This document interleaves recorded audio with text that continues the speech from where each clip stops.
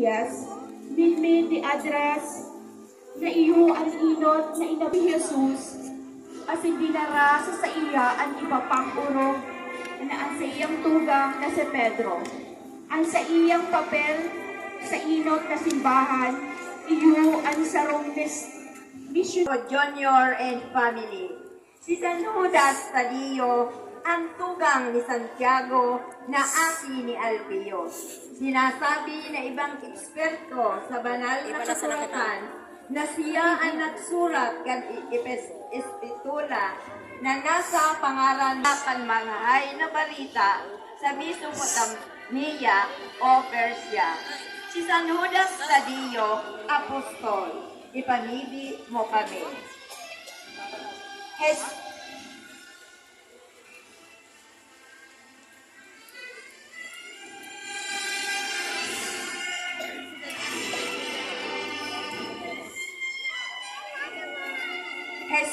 Cautivo. Ang titulo ni Jesus na minapanood sa iya sa panahon kan sa iyang pasyon, kan siya ang imahin ini pagkabihag. Siya nagdanay na matuninong asin maimbod sa kabutan ng Diyos.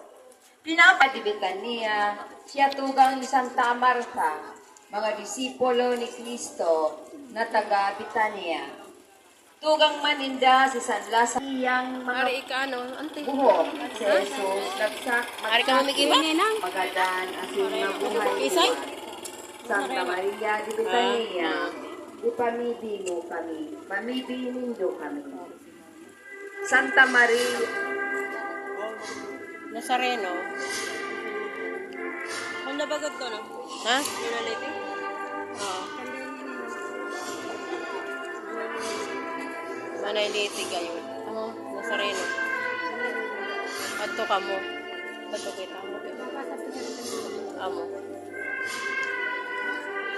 Santa Maria Jacobe, sa pangangataman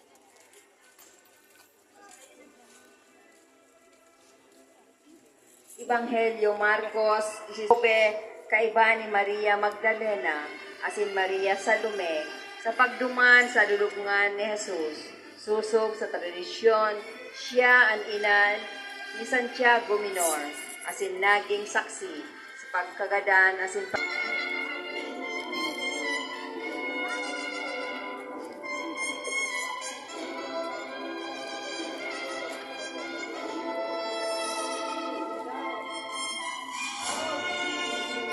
Santa Maria Salome, sa pangangataman ninda, family of the late Los Rubianes.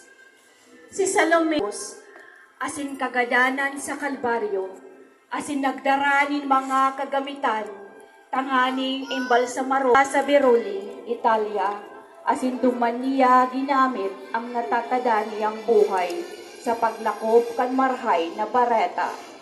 Santa Maria Salome, ipamibi mo kami. Santa Veronica, sa pangangataman kan Placides family. Si Santa Veronica, midbid bilang ang babae na nagdulot ng tela kay Jesus. Tanganing mapahid niya ang sa iyang lalawgon sa dalan, asin pagkukonsiderar na saro sa pinakamahalagang na mga relikya kan simbahan. Si Santa Veronica, dai nasasambitan sa Biblia. Jesus. Ebanghelyo Juan, verse 18. Pakatapos kaini, suminunod na siya sa mahal na maestro na si Kristo. Naging saksi sa pagsaksi, pagkagadan at pagkabuhay luwas ni Jesus. Lipat na sa lakitan.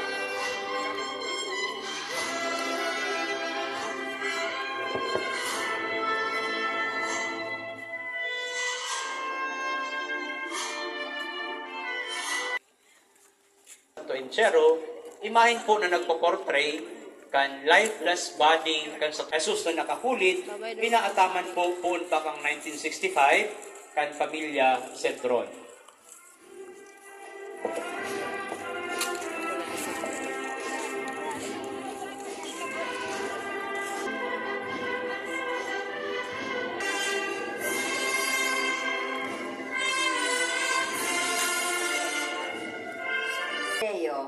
Siya ang namumuota na disipulo